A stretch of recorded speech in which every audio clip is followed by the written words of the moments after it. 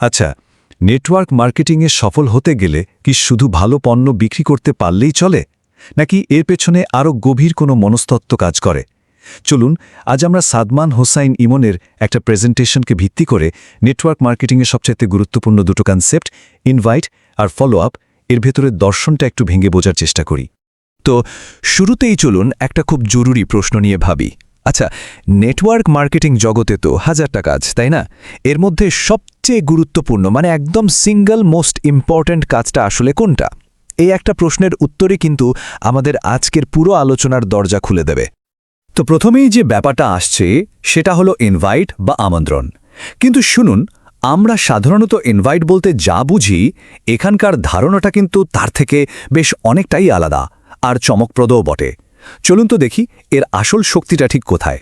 এই ফিলসফি অনুযায়ী ইনভাইট মানে কিন্তু কাউকে কোনো প্রোডাক্ট কেনার জন্য চাপাচাপি করা নয়, একদমই না।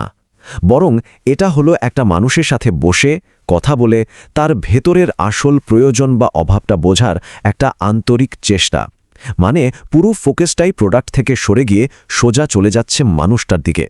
মূল প্রেজেন্টেশন থেকে নেওয়া এই একটা লাইনই আমার মনে হয় পুরো ব্যাপারটা একদম পরিষ্কার করে দেয়। যখন বলা হচ্ছে এটা পণ্য বিক্রির বিষয় নয়, একেই বলা হয় ইনভাইট, তখন আসলে কি বোঝানো হচ্ছে? এখানে পুরো মানসিকতাটাকেই বদলে ফেলার কথা বলা হচ্ছে। এটা কোনো টেকনিক বা কৌশল না, এটা একটা দৃষ্টিভঙ্গি। আচ্ছা, ইনভাইটের এই নতুন ধারণাটা তো আমরা বুঝলাম। এখন চলুন আলোচনার আর একটু গভীরে যাওয়া যাক। মানুষ শেষ পর্যন্ত কেন একটা নেটওয়ার্কে যোগ দেয়?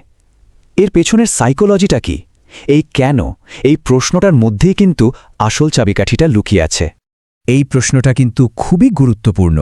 একটু ভেবে দেখুন তো, মানুষ কি সত্যি শুধু একটা সাবান বা এক প্যাকেট কফি কেনার জন্য একটা আস্ত ব্যবসায়িক নেটওয়ার্কে যোগ দেয়, নাকি তাদের যোগ দেওয়ার পেছনে এমন কোনো গভীর কারণ থাকে যা আমরা হয়তো সচরাচর দেখতেই পাই না? এর সহজ কিন্তু খুব শক্তিশালী উত্তরটা হলো মানুষের ভেতরের প্রয়োজনটাকে ঠিকঠাক বুঝতে পারা। যখন কারো আসল প্রয়োজন বা তার স্বপ্নের জায়গাটা ছোঁয়া যায়, ঠিক তখনই দেখবেন একটা সত্যিকারের কানেকশন তৈরি হয়েছে, আর তারপর বাকি সবকিছু অনেক সহজ হয়ে যায়। এই স্লাইডটার দিকে একবার দেখুন, পার্থক্যটা কি দারুণভাবে পরিষ্কার। ট্রেডিশনাল অ্যাপ্রোচে কি হয়, পুরো মনোযোগটাই থাকে পণ্যের গুণাগুণ, ফিচার্স এসব নিয়ে কথা বলার উপর। কিন্তু এই মেথডে ফোকাসটা পুরোপুরি ঘুরে যাচ্ছে মানুষের প্রয়োজন বা যাকে বলা হচ্ছে প্রফেশনের দিকে। এটা হয়তো শুনতে ছোট একটা পরিবর্তন মনে হতে পারে, কিন্তু ফলাফলের দিক থেকে এটা বিশাল একটা ব্যাপার। এখন প্রশ্ন হলো, এই প্রভিশন বা প্রয়োজন এই জিনিসটা আসলে কি? এটা হতে পারে আর্থিক সচ্ছলতার একটা আকাঙ্ক্ষা, হতে পারে পরিবারের জন্য আরেকটু বেশি সময়ে বের করার একটা চেষ্টা, কিংবা ধরুন সন্তানের জন্য একটা সুন্দর ভবিষ্যৎ নিশ্চিত করার স্বপ্ন, অথবা একটা বাড়তি আয়ের সুযোগ যা জীবনটাকে আরেকটু সহজ করে দেবে। এগুলোই কিন্তু মানুষের আসল মোটিভেশন, আসল চালিকা শক্তি। বেশ, এতক্ষণ তো আমরা থিওরি নিয়ে অনেক কথা বললাম। এখন আসল প্রশ্ন হলো, এই জ্ঞানটাকে বাস্তবে কাজে লাগানো যাবে কিভাবে? একজন মানুষের প্রয়োজনটা বোঝার পর থেকে তাকে সুযোগটা দেখানো পর্যন্ত যে রাস্তাটা, সেই ব্রিজটা বা সংযোগটা কিভাবে তৈরি করা যায়? প্রসেসটা কিন্তু খুবই লজিক্যাল আর ইফেক্টিভ। দেখুন, প্রথম ধাপ কথা বলে তার আসল নিড বা প্রয়োজনটা খুঁজে বের করা। এরপর দ্বিতীয় ধাপে সেই প্রয়োজনের সাথে মিলিয়ে আমন্ত্রণটা সাজানো। যেমন কেউ হয়তো বলছিল সে বাড়তি আয়ের কথা ভাবছে, তখন তাকে বলা যেতে পারে, এই বিষয়ে আমার কাছে একটা উপায় আছে, আলোচনা করা যায়। আর সব শেষে আপনার সুযোগটাকে তার সেই প্রয়োজনের একটা সলিউশন বা সমাধান হিসেবে তুলে ধরা। আর ঠিক এই জায়গাতেই ম্যাজিকটা ঘটে। তখন ব্যবসার ইনকাম অপরচুনিটিটা আর শুধু একটা প্রোডাক্ট বেচার উপায় থাকে না, এটা হয়ে ওঠে একজন মানুষের জীবনের কোনো একটা বড় সমস্যার সত্যিকারের সমাধান। আর মানুষ কিন্তু সবসময় সমাধানই খোঁজে, তাই না? আচ্ছা, আমন্ত্রণ তো জানানো হলো। এরপর অনেকেই যে ভুলটা করে বসেন তা হলো ফলো আপ না করা। এখন ফলো আপ মানে কিন্তু বারবার ফোন করে বা মেসেজ দিয়ে বিরক্ত করা নয়, একদমই নয়।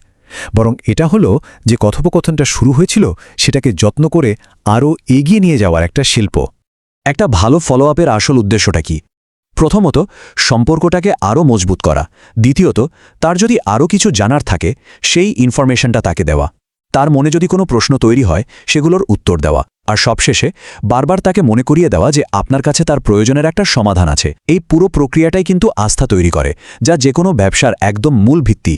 তো সবশেষে এই প্রশ্নটা আমাদের ভাবার জন্য রইল, তাহলে কি সবচেয়ে কার্যকর ব্যবসায়িক কৌশলটা আসলে কোনো জটিল ফর্মুলা বা টেকনিক নয়, বরং কেবল অন্য মানুষকে আরেকটু ভালোভাবে আরেকটু মন দিয়ে বোঝার চেষ্টা করা? এই দর্শনটা হয়তো শুধু নেটওয়ার্ক মার্কেটিংয়ের জন্যই না, জীবনের প্রায় সব ক্ষেত্রেই সমানভাবে সত্যি। আজকের এই বিশ্লেষণে আমরা যে গভীর ভাবনাগুলো পেলাম সেগুলো আমাদের সাথে শেয়ার করেছেন সাদমান হুসাইন ইমন, একজন ডিএক্সএন স্টার ডায়মন্ড। যদি আজকের এই কৌশলগুলো মূল্যবান মনে হয় আর ডিএক্সএন ব্যবসার সুযোগ নিয়ে আরও বিস্তারিত জানতে আগ্রহ জাগে, তাহলে কিন্তু পৃথিবীর যে কোনো প্রান্ত থেকেই তার সাথে যোগাযোগ করতে পারেন। ডিএক্সএন বিজনেসের সব রকম সহযোগিতায় তিনি পাশে আছেন। আর হ্যাঁ, এই ধরনের নতুন নতুন বিজনেস টিপস নিয়মিত পেতে চাইলে তার সোশ্যাল মিডিয়াগুলো ফলো করে রাখতে পারেন। আজকের আলোচনার জন্য সবাইকে অনেক ধন্যবাদ।